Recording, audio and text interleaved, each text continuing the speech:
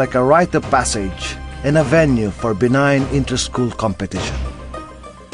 During maneuvers, we used firecrackers to simulate firing. And for artillery, we used the bamboo cannon. In July 1941, Japan took over southern French Indochina. The U.S. responded sharply, freezing Japanese assets and embargoing all oil to Japan. General MacArthur was placed in command of the USAFE, the U.S. Army forces in the Far East.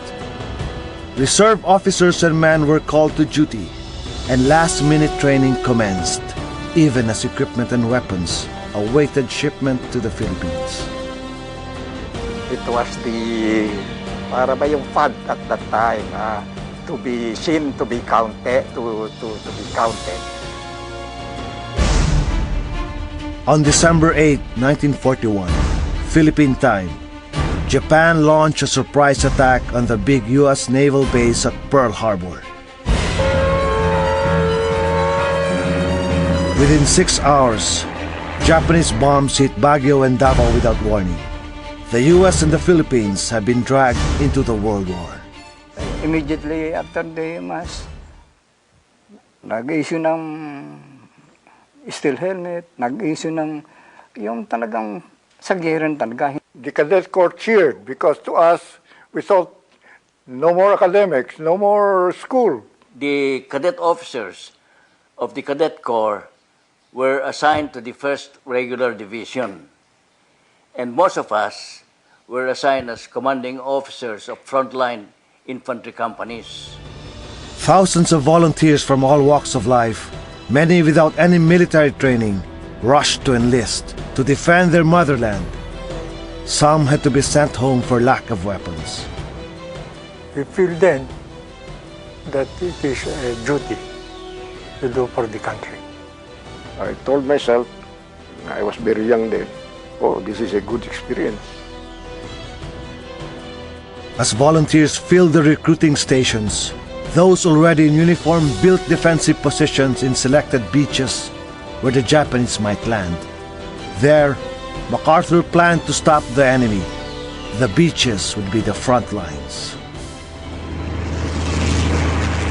From the first day of the war, the Phil-American defenders were at a disadvantage.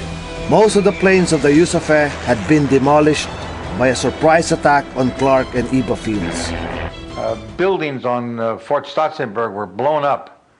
It was awful.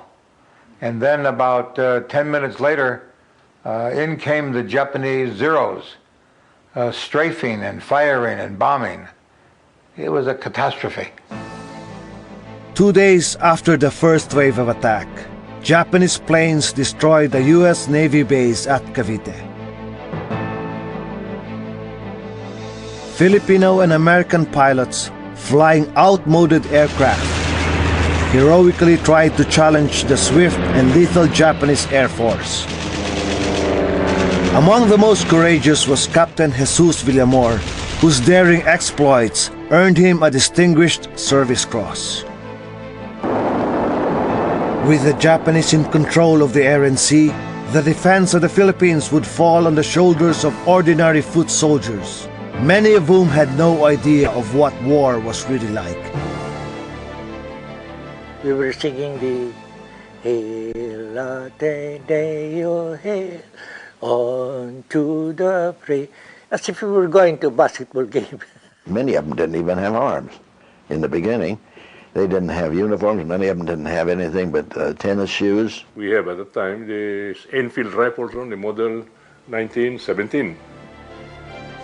Battle-tested and armed with more efficient weapons, the Japanese landed in Apari, Vigan, and Legazpi to seize airfields before arriving en masse in Lingayen Gulf on December 22. Few of these landings were seriously challenged because MacArthur initially thought that they were purely diversionary.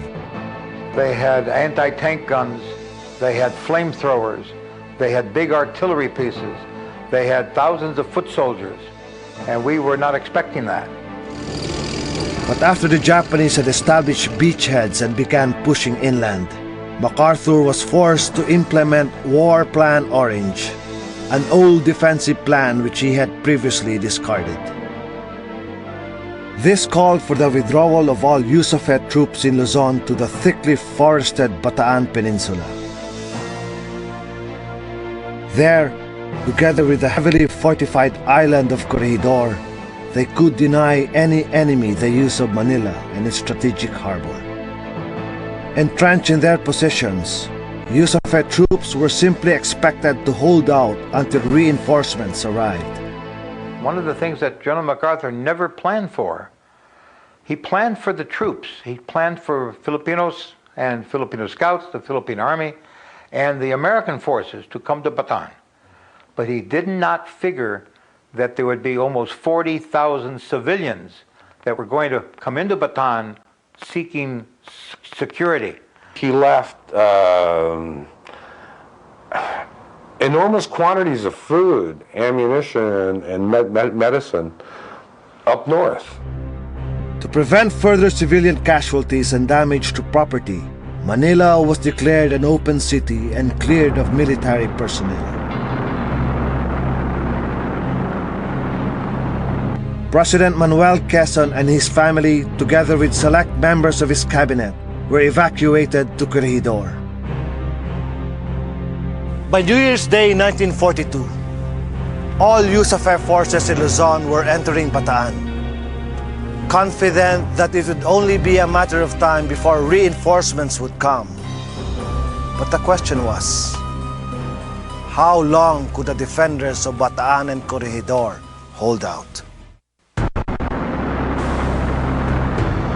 On January 2, 1942, the Japanese occupied Manila. General Masaharu Homa, commander of the Japanese 14th Army, had been given 50 days to conquer the Philippines. But Homa knew that as long as the USAFET forces continued to hold Bataan and Corregidor, he could not accomplish his mission. To buy time for an active defense on Bataan, the USAFET forces set up delaying lines on the main road leading to the peninsula. The units manning these lines were tasked to stall the Japanese advance, and they did, in heroic fashion. We had a Major Donovan, and he found a way to get rid of them. He circled the sugarcane field and set it on fire, and the Japanese came out of there in a hurry. And it was a sort of a duck shoot at that point in time. Despite being tired from combat and a long withdrawal, the 21st Division in Pora